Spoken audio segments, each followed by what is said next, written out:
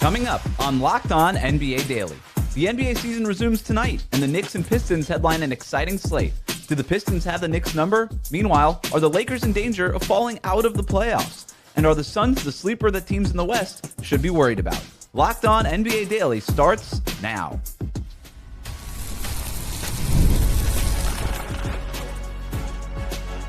You are Locked On NBA, your daily NBA podcast. Part of the Locked On Podcast Network, your team every day. Hello and welcome back to Locked On NBA Daily, part of the Locked On Podcast Network, now the #1 sports podcast network. However you're tuning in on YouTube or on your podcast app, thanks for making us your first listen every day. Today's episode is brought to you by 5 Hour Energy. Have your cake and drink it too. Birthday cake flavor is back, no fork needed, vanilla-y cakey flavor, caffeinated kick, and no sugar. It's party time. Order now at 5hourenergy.com or on Amazon. I'm Wes Goldberg. Today we're talking about tonight's big game between the Knicks and the Pistons, other games as the season resumes as well. Plus, we've got another round of Make It, Take It that we'll get to here in a second. We're doing it with the help of Locked On's local experts. I have two of the best with me, as always, from the Locked On Nuggets podcast. He's a senior NBA writer for the Action Network. It's Matt Moore. Matt? I think I've read 700 different solutions for tanking in the last 18 hours. I'm really glad basketball is back. Even though I participated in the tanking conversation, I'm ready to move on. Let's get back to playing the games. From the Locked On Bulls podcast, he's a Bears and Bulls creator for Bleacher Report. It's Haize. I'm glad to be able to talk some basketball. That's all. Let's start right off the bat. NBA season starts back up tonight. We've got basketball, 10-game slate, and the headliner is Pistons at Knicks. Two teams near the top of the Eastern Conference standings. They faced each other in the playoffs last year, so there's history there. And right now on FanDuel, they're both plus 370 to win the Eastern Conference. Cleveland has the best odds at plus 350 after the James Harden trade. Here's the interesting wrinkle about Pistons-Knicks, though. The Pistons are 3-0 against the Knicks so far this season. Here's more from a crossover episode previewing the game between Locked On Knicks and Locked On Pistons. It appears to me from these matchups is that New York really does not want to play as physical as the Pistons do, and they really don't want to get into that type of battle. And I don't think many teams want to get into that battle with the Pistons, but it feels like it's just stylistically something that's not something the Knicks really want to buy into. We'll see how this third matchup goes, but I don't really think that the Pistons should be heavily concerned right now with how the Knicks are suited. I think it's a matchup problem as of right now. And maybe things change in the playoffs because Brunson's he's proven to be a playoff demon. So far, it just feels like it's a mismatch that the Knicks don't really like to play this style. Matt, they say styles make fights. Is this a fight that the Knicks don't want any part of? I think in a playoff series, yeah, the problem is with Duren and Stewart out tonight, it takes away a big bump. A lot of this is that the Knicks are obviously dependent on the offensive rebounding that Mitchell Robinson provides. And their half-court kind of performance has not been terrific this season. It's been great as of late. I do think that the Pistons feel like they have the athleticism and size to be able to counter them, and the Knicks haven't been able to show enough defensively to kind of slow down Detroit, and that's where Detroit's real weakness is. If the Knicks are going to be able to beat this version of the Pistons, they're going to have to be able to match them on the defensive end, and that to me is the real question. They've played great defense over the last month or so, but I do have some questions, Haize, about whether or not that's sustainable for New York. Yeah, I mean, I'd have to see more before I'd be willing to believe it's sustainable, but I do believe in the Pistons defense and their ability because they've done it consistently for the last 2 years for the most part. I just don't see how the Knicks are going to counteract what the Pistons do well in this game. If you're looking at this, I would think that the Pistons can cancel out what the Knicks do well, or at least slow them down more than what the Knicks could do to the Pistons. I think this is going to be a fight. I'm not saying it's going to be a blowout by any chance, but I think the Knicks are going to have their hands full today for sure. Matt, you mentioned before Jalen Brunson, Isaiah Stewart out for this game. OG Anunoby questionable with a toe injury. So both teams dealing with something here. But the fact that the Pistons battled the Knicks the way that they did in the playoffs last year, but it was Jalen Brunson who ultimately kind of gave the Knicks the edge in that series. They went on in this crossover episode to talk about how Brunson is, yes, he's the star player. He's also sort of the X factor here. Is there anything, Matt, that the Pistons or the Knicks can do other than maybe the Jalen Brunson just turning into an MVP type of candidate in these games? Is there anything that the Knicks can do to try to counteract this Pistons team? Do they have to, in other words, maybe change the style of this fight? Yeah, I mean, I think a lot of this is going to be in a playoff series, and this is like the difference in regular season and playoffs. And I haven't looked at the numbers for this matchup yet, which when we get to the playoffs, the first thing I do is how did the starters do in the regular season matchups? Because what you'll find a lot of time is it's like, oh, like they won the starter minutes by 4, but then random X player who will not play in the playoffs was a plus 17. You'll find that a lot. So I'm going to be looking at that, I think, and when we get to playoff time, if these teams match up. I do think that one of the things they should do more is I think OG Anunoby is such a weapon, and I just don't think the Knicks get to it enough. Like they are just such a Brunson, Towns, Brunson, Mitchell Robinson, offensive rebound. Like they need to have a little bit healthier distribution because OG's got the ability to actually be a 3-level scorer for them. And they can do things like, hey, we're going to leave Osar Thompson completely open and dare him to shoot just like his brother is facing in Houston. They can do things like absolutely jam the paint on Jalen Duren and dare their shooters. Detroit's not a good 3-point shooting team. That to me is like the big thing here. It's like you got to get volume up. You can beat this team with the math game, but you got to get those shots up, which has always been kind of a problem for New York. Haize? Yeah, I mean, I think it's going to have to come down to what you said. Jalen Brunson is going to have an MVP level performance if they're going to want to get over. I think he's going to have to do that, which we've seen him do, and I think he's going to have to do it late in the game. I think there's going to be a close game throughout most of it. If Jalen Brunson goes nuclear, it'll be difficult for the Pistons to zero in on that, but that's the only way that I see it happen. Other than that, I think even without Jalen Duren, this Pistons team just has so many weapons, and they're such a good, organized team. And in terms of a playoff battle, if this is what it comes down to, maybe even in the Eastern Conference Finals, Cade Cunningham has leveled up this year, right? Maybe he's somebody that now can go toe-to-toe with Jalen Brunson more than he did in the playoffs last year. A couple of stats that I did find interesting, guys, in these matchups so far, granted small sample size, only 3 games in the regular season so far. The Knicks like to get to the free throw line, and they don't turn the ball over a ton typically. But that's not necessarily the case against the Pistons. They go from the Knicks to 13.5 turnovers per game on the season to 17.5 against this Pistons team. The Pistons turn them over. Another big one here in terms of the math battle, the Knicks tend to get to the line 22 times for 22 free throw attempts per game, not against the Pistons. 15.5 free throw attempts per game against Detroit. The Pistons just have a knack for taking away all of the things that the Knicks want to do, Matt. Yeah, and I think the other kind of thing here, Detroit is, to me this season, they are the best team that I have seen at busting screens. And so like they just are able, they will be so aggressive on screens that Brunson will have, you're just used to in the regular season screen set. Okay, I'll come off this and I'll have some space. Like it's just pretty rote because nobody really wants to get into it. Detroit doesn't do that. They want to win every screen matchup. And so like they will absolutely shoot over these screens, either in pick and roll or handoff situations or pin downs, and just create this wall. And when you're Brunson size, that creates a lot of problems. So I'm just gonna be very curious to kind of see how that happens. The other factor really tonight might be Jose Alvarado, who's been absolutely phenomenal for the Knicks. That's a good point. Since That's a really joining good point. New York in the trade market. He's shooting the ball extremely well from 3, which probably isn't sustainable, but I'm not going to be surprised if he has a big night and that sets up, man, the odds of Jose Alvarado getting into a fight with the Pistons in a series is very, very high. I really want these teams to meet in the playoff series. I wish Isaiah Stewart was playing in this game.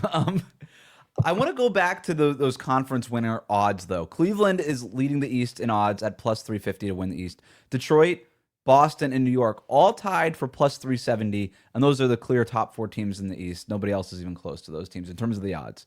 Haize, it's interesting to me that the Pistons have been the number 1 team in the East basically all season long in terms of the standings, and yet I still think we view them a little bit more as a long shot, and we look at teams like Cleveland and even New York as the safer picks. What do you think about that? I mean, yeah. I think that sometimes we can overthink things like that. Like the Pistons have been the number 1 team in the East. I get that the Celtics are coming back, and if Jason Tatum comes back, that can disrupt things. But I don't know if they've created enough space where they're 5.5 games ahead, if I'm not mistaken, right? Mm-hmm. I think they still stay ahead of the pack. I still think they finish number 1 in the East. Matt? Yeah, I mean they've got a big enough lead. They're gonna finish number 1 in the East. I'm not really worried about them getting the 1 seed at this point. I do think there's some stuff under the hood that's a little concerning. Half court offense is a little bit worrisome. they're such an offensive rebounding team, and those teams just make me nervous. I just get a little. They depend on offensive rebounds and free throws. Free throw rate actually stays pretty solid during the playoffs. That's a misnomer. People are like, they don't call it as much. It's a lie. It's just kind of like there's more physicality. So you would call, if you played like that in the regular season, there would be more calls, but it's just kind of scale. The free throw rates kind of stay the same. They foul a lot, which can be a problem, actually, if you face some of these grifters like Jalen Brunson in the playoffs. I think that's an issue. And they're 15th in effective field goal percentage. Like, flat out, just, I don't mean to be reductive here, but it's, look, man, you got to make shots to win the title. Like, you got to win shots to win your conference. And there is a little bit of a concern about Detroit. As much as we talk about defense wins championships and defense travels, the playoffs have shown over the last decade, you need to be able to make your shots. And I have some questions about Detroit when it comes to that. I think the big thing for me with the Pistons is, can their physicality level, even in the postseason, overcome some of those shooting struggles? Because you look at the way that the Pistons are physical, and we have no questions about their physicality in the playoffs. I think you have questions about the Knicks, the Celtics, the Cavaliers, like their level of physicality in the playoffs. We don't tend to see physicality beat out just shooting and making shots, and that's not necessarily what needs to happen there. But can that, in other words, sort of create the style of the fight that so far the Knicks that have led the Pistons to a 3-0 advantage over the Knicks so far in this regular season? We'll see what happens tonight. This is the first big game of the final stretch of the season. Plenty more across the rest of the slate. Plus, we're going to talk about some close playoff races that we want to monitor. Make It Take It is next.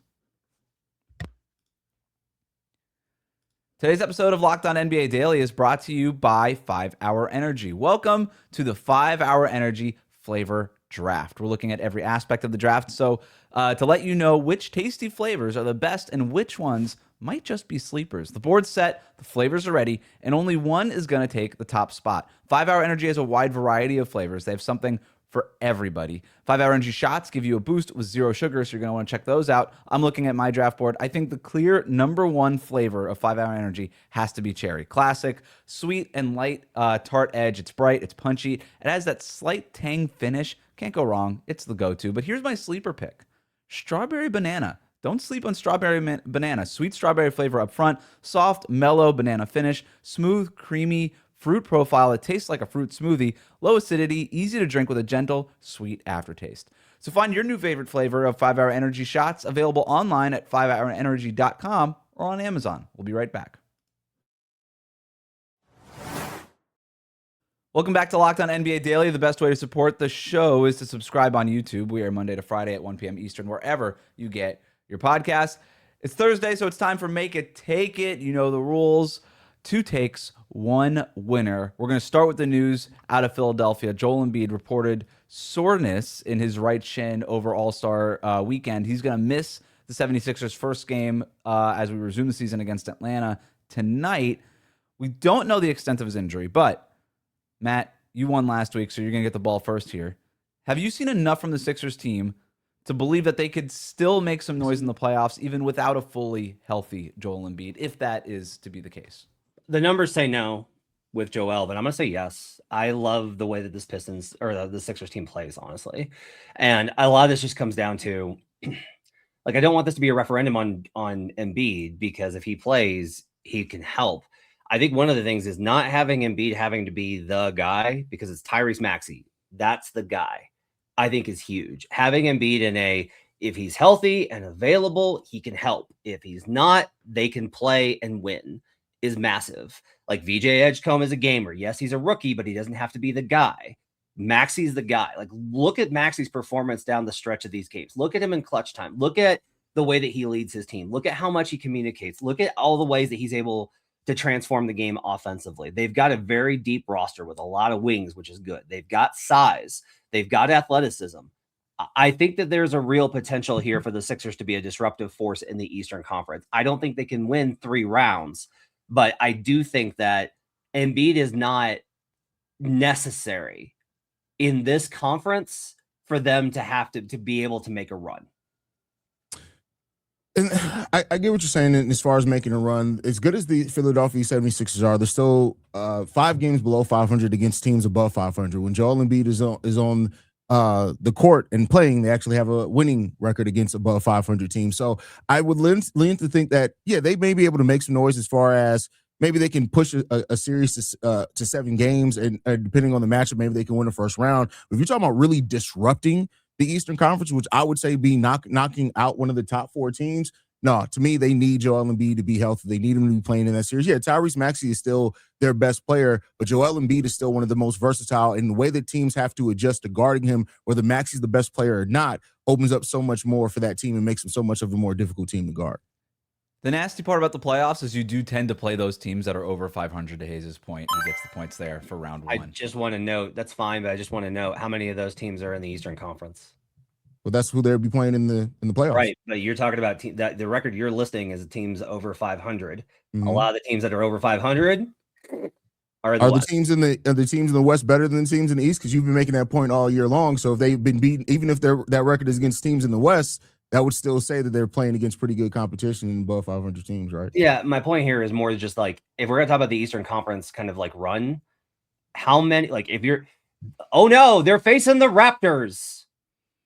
Yeah, but at the same time, Matt, you would then use that to also say, well, they're not that good. They've been only beating the East. Why are you litigating other things I've said? We're talking about this specific point. It matters. It matters when you want to counteract the point that you yourself made early. I remember everything. So, yeah.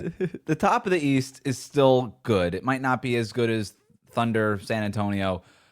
You're going to need more than one top player to beat these teams, and I still think Embiid needs to be healthy for that. Let's talk about the Western Conference, though. Looking at the standings in the West, we know that we know basically what the 10 playoff teams are. Question is, what order are they going to finish in? There's a tough race shaping up for the 6th seed and the play-in tournament. Only 2 games separate the Rockets, Lakers, Timberwolves, and Suns for seeds 4 through 7. Haize, back to you here. Which team needs to avoid the play-in tournament the most between those teams that I mentioned, the Rockets, Lakers, Timberwolves, and Suns? Man, that's a great question. So I almost went the Minnesota Timberwolves here, and that's, I think, a conversation that we had at the same time last year. Even if the Timberwolves do fall into the play-in area, which I don't expect them to do, I think they can come out. I think if you're talking about a team that's susceptible to lose in the play-in the most, it'll be the Los Angeles Lakers to me. Despite Luka and how good he is at that time, I still look at that team and their record against above 500 teams of being below 500 there slightly, only 2 games. But I think that if they fall into that play-in area, I could see a matchup or any given night with the youth of Portland or the Golden State Warriors getting hot, or even the Phoenix Suns being able to beat them and come out of that play-in. So I'd say the Lakers are the one that needs to avoid the play-in the most. The Lakers have been pretty good against bad teams and mid teams this year. They've been pretty good against them. They just get killed by everybody who's got a pulse. So in a play-in tournament, I actually feel like you're pretty good. You got LeBron, you got Luka. They're sealing their performance there with a high level of effort to avoid getting eliminated. I think you can kind of count on them. Mine's going to be the Rockets. Now, I will note, Wes mentioned the 4. Denver's tied in the loss column at 3. Denver's not out of this pack either with the way that their defense has been playing and how Nikola Jokic has struggled as of late. But look at this from the Rockets' perspective. If you go into a season where you had championship expectations, you add Kevin Durant, you have the KD files, you have all the tension with Ime Udoka calling out Alperen Şengün and the pressure on Jabari, and then you wind up in the play-in tournament and there's pressure and you lose because they've been way more vulnerable to teams like the Blazers, teams that are actually able to match their offensive effort, their effort on the offensive glass. That's really what's been holding up Houston. If Houston were to lose in the play-in tournament, that would be catastrophic. It also means that the Suns finished above them. Again, catastrophic. So I'm going to go with the Houston Rockets here as the team that needs to stay out of the play-in tournament the most. You guys are both wrong. The answer is the Minnesota Timberwolves. But I'm going to give the points to Matt here because I like the catastrophic. I love that the scale there of, oh my God, we're hitting levels of catastrophe in Houston that are unprecedented. Why do you feel like it's Minnesota, Wes? Because they're of the teams that we're talking about, they're the one team that can actually make the Western Conference Finals. I just don't believe in the Rockets or the Lakers, so I don't really care if they're 6th seed play-in tournament. It just it's like, what are we really just prolonging the inevitable here? With Minnesota, they're so up and down. They've been such a roller coaster. They look like the best team in the league one night, and then they lose just some inexplicable game the next night. I want to avoid as much variance as possible for the Timberwolves. Get to the playoffs, take that week off. They could be the Timberwolves can end up in the play-in tournament and lose, right? Because they have some of these head-scratching losses. I don't expect them to. but I just think that they actually have a chance, and so I would want them to avoid the play-in. Speaking of the standings, we're at a point where you can win your division and still have to go through the play-in tournament to make the playoffs. Get this, the winner of the Pacific Division and the Southeast Division, for instance, could still miss the playoffs altogether. Matt, you just won the last round, so it's back to you. Should the NBA make divisions matter again? This is setting me up because you know how much I like the division races. No, because you did have all these circumstances where a team that didn't belong there had home court, and that's a real problem. Like if you wind up, it matters more than people think. Like people are like, what? No one cares about divisions. And I'm like, if you have a multi-team tie, which happens a ton, division winner gets automatic tiebreaker. So you get home court, and teams that have home court win the series most of the time, especially in game sevens. I don't think they need to make any sort of adjustments because I think they've adjusted this to the right degree. It matters in tiebreakers. It matters in these types of things. Now, when we go to 32 teams here in a couple of years, I would like to see an increase in the number of games played against division. I really want to build into the rivalries. Like one of the reasons that I've made a lot of people mad by suggesting we should cut down on interconference play is because I want more games against familiar opponents and that familiarity breeds rivalry. So I want the NBA to lean into those elements. But as far as how much divisions matter, I think they've got the exact right amount right now. I think they should make it matter. I think the reason why I think they should, you've already given basically a wild card round by incorporating the play-in. I think if you go back to what it used to be where the division winners were guaranteed some of the top seeds, not necessarily in the order was they were guaranteed one of the top 4 seeds, but it wasn't necessarily in that order. I think it makes it matter more. It makes the story more alluring for fans and everything. It makes the race down the stretch a little bit more as far as winning your division. Like it'll all shake out in the wash, I think, and it'll create some interesting scenarios. But I think with the play-in now, that's where you can get somebody that could possibly make the playoffs that probably shouldn't have. Make divisions matter more again. I think for storylines and everything else, that would make the game a little bit more exciting, add a little different edge heading into the playoffs. You'd also have these scenarios where a team with maybe 10 more wins is on the road in a first round against a division winner. That is interesting, even though if it is inherently flawed. I am going to give the points to Matt here because he brought up scheduling ideas, and I think anytime we can work in how to change the NBA schedule, it's a good point of conversation. It needs to be talked about. We got to keep the eye on the prize, people. Eye on the prize. Schedule tweaks. We're going to take a look at tonight's game and why the Rockets face a surprisingly tough challenge to try to get their season back on track next here on Locked On NBA Daily. Today's episode is brought to you by Quo. New year, new systems. This is the time when a lot of us look at the messier parts of how we run our business and think there has to be a better way. And there is. Streamlining your communications is one of the quickest upgrades that you can make. That's why today's episode is brought to you by Quo, spelled Quo. It's a smarter way to run your business communications. Because when your team is reachable, organized, and communicating in one place, you're not just working cleaner, you're creating more opportunities to connect with customers. I love how simple Quo makes everything. Your whole team can call and text from one shared business number so nothing gets missed. Everybody sees the full conversation thread, which makes replies faster and much more personal. It works right from your phone or your computer, and you can even keep your existing number. And Quo's smart AI tools automatically log calls, summarize conversations, and highlight next steps so details never slip through the cracks. It's no surprise that Quo is the #1 rated business phone system on G2, trusted by more than 90,000 businesses, from solo operators to growing teams.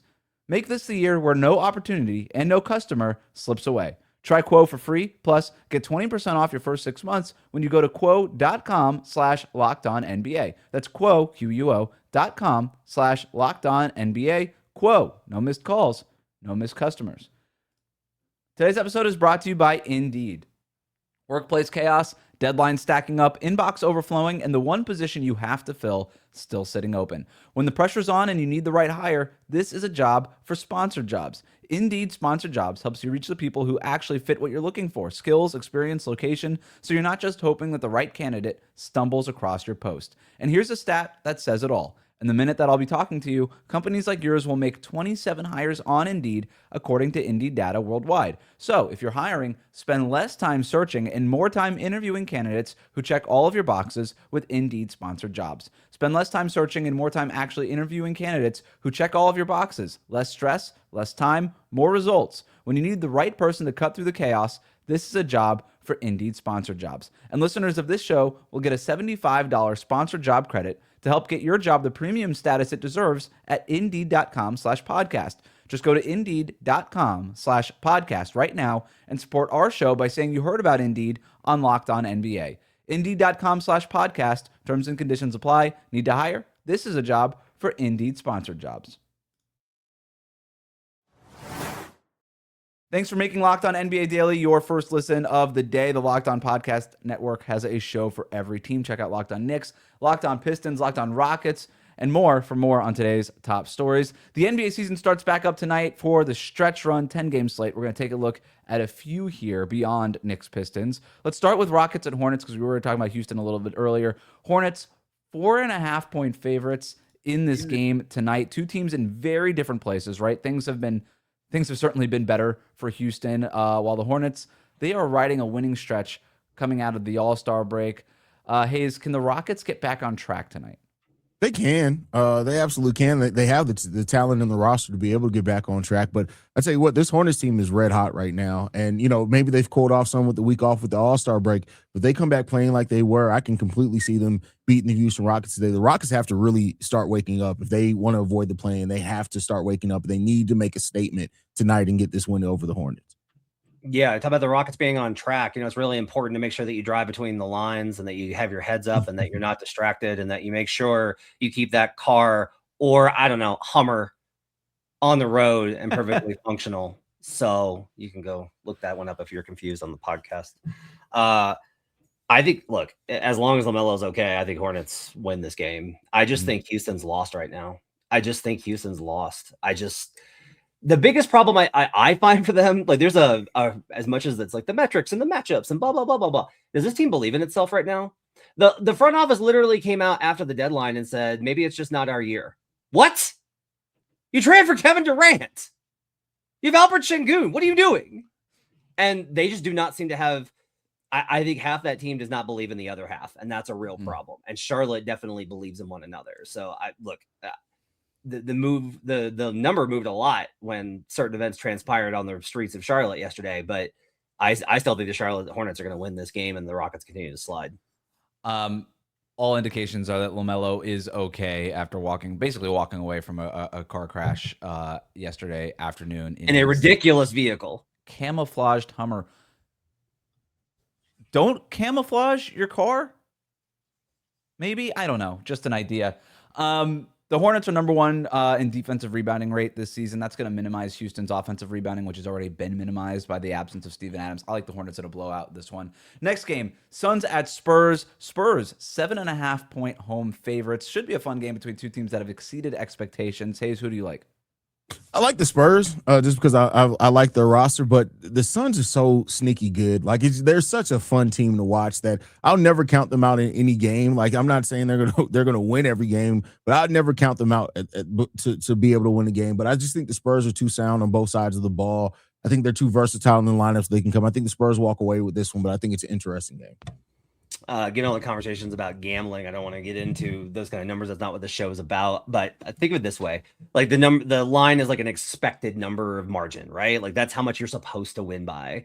The Suns are 15-1 against that number when the opponent is not a top 10 3-point shooting team in percentage or makes. Like outside of those teams, they are really good. The reason is if you can't run away from Phoenix, they hang with you. I think Phoenix is going to be really tough. They've got Devin Booker and Jalen Green back. Those guys haven't been able to play together hardly at all. They're actually going to be able to have like a full complement tonight. Those guys are plus 29 in their limited minutes together. I think there's like a really good opportunity here for Phoenix to be able to steal a win. I think Phoenix is really actually pretty good when they face these kind of like elite squads. I don't know why, Wes. I really don't know why, but I am not completely 100% sold on San Antonio, and I don't know why. No Dillon Brooks tonight. He's out with the suspension. But I do like Phoenix, actually. I think they hang even if the Spurs win here. Yeah, I think the Dillon Brooks suspension is a big wrinkle in this one. He's the main guy that Phoenix has used to guard Victor Wembanyama, and not having him could be a little bit tougher. Now, the Suns have other options, right, that they could do that with, but nobody, as we know, is Dillon Brooks.